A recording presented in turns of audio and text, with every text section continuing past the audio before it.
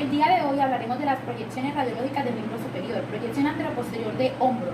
Con un chasis de 10 por 12 pulgadas, el rayo central va dirigido a la apófisis coracoides. El paciente se encuentra en bipedestación con la espalda pegada al buquimoral y con la mano pegada al cuerpo. Proyección en rotación externa. Con un chasis de 10 por 12 pulgadas, el rayo central va dirigido a la apófisis coracoides. El paciente se encuentra en bipedestación con la espalda pegada al buqui y con la mano en rotación externa. Rotación interna. Con un chasis de 10 por 12 pulgadas, el rayo central va dirigido a la apófisis coracoides. El paciente se encuentra en bipedestación con la espalda pegada al buqui y la mano en rotación interna. Uno de los criterios de evaluación es que se debe observar el húmero proximal y la articulación glenoidea. Proyección anteroposterior de húmero con un chasis de 14 por 17 pulgadas, el rayo central va dirigido al tercio medio del húmero. El paciente se encuentra en bipedestación con la espalda pegada al femoral, la mano separada del cuerpo y en supinación.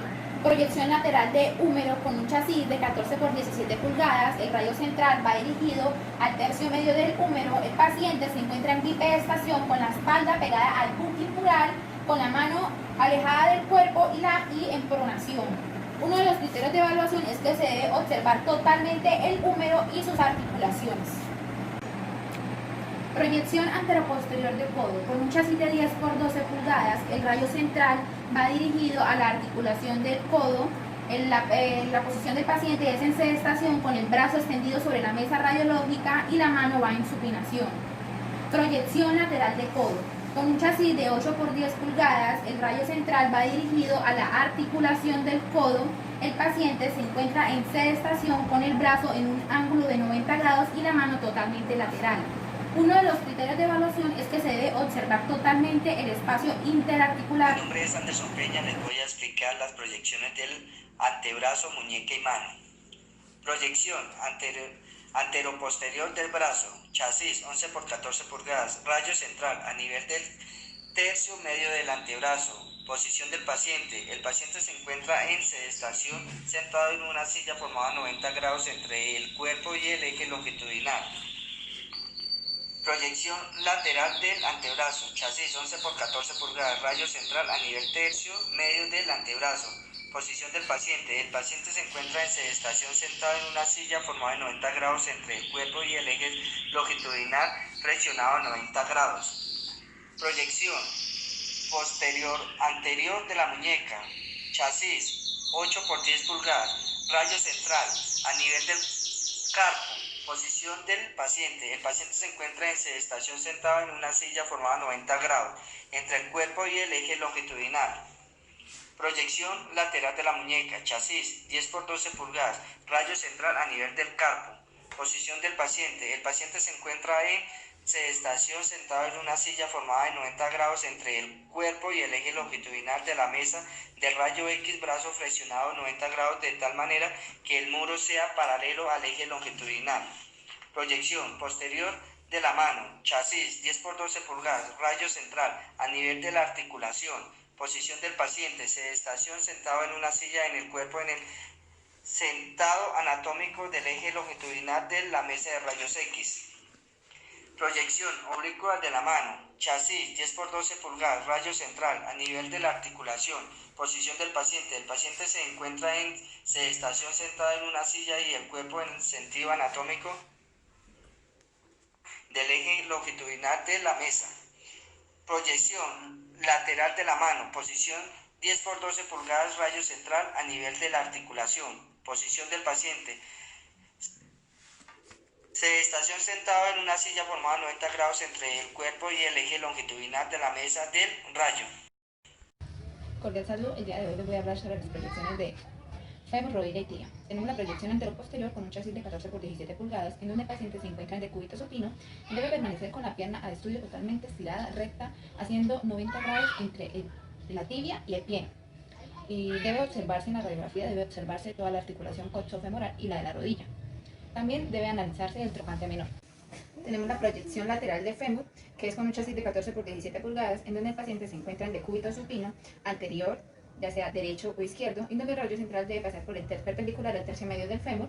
Debe visualizarse toda la articulación coxofemoral, la articulación de la rodilla, El fémur debe separarse de la cabeza afectada, debe haber una vista axial del cuello femoral, pátela de perfil con espacio femoropaletal abierto y la articulación de la rodilla cerrada. La proyección intercondilar de rodilla con un chasis de 10 por 12 pulgadas en donde el paciente se encuentra en posición de corredor de velocidad en cuadrupedia, en donde la pierna a estudio se encuentra retrasada y poco flexionada y donde debe observarse la fosa intercondilia sin rótula.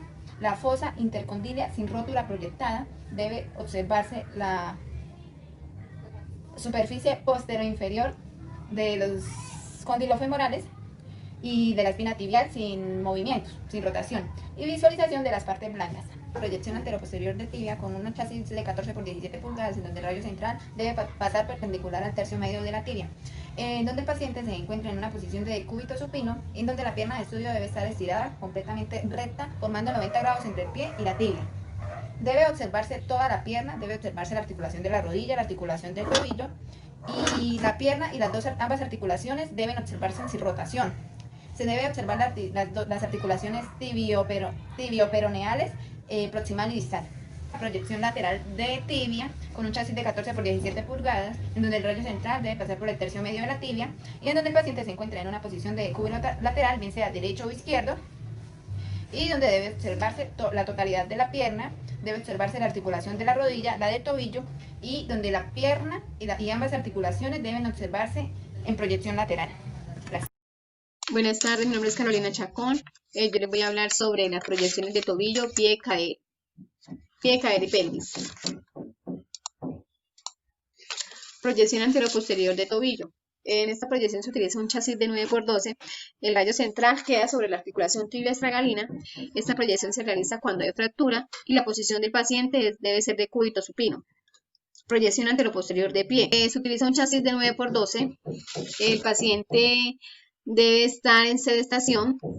El rayo central queda en el tercio medio del tercer metatarsiano y se realiza cuando hay fractura, dolor o trauma. Proyección anteroposterior de pie sin carga. Se toma el rayos X con un chasis 9 por 12. El paciente debe estar en bipedestación encima del chasis. Proyección oblicua de dedos. Se utiliza un chasis de 7 por 9. El rayo central queda en la articulación metatarsofarángica del tercer dedo y esta proyección es tomada cuando hay una fractura, un dolor, un trauma y la posición del paciente es en sedestación. Proyección anteroposterior de dedos. Se toma un chasis de 7 por 9, el rayo central queda en la articulación metatarsofarángica. Esta proyección es tomada cuando hay una fractura, dolor o un trauma y el paciente está en sedestación.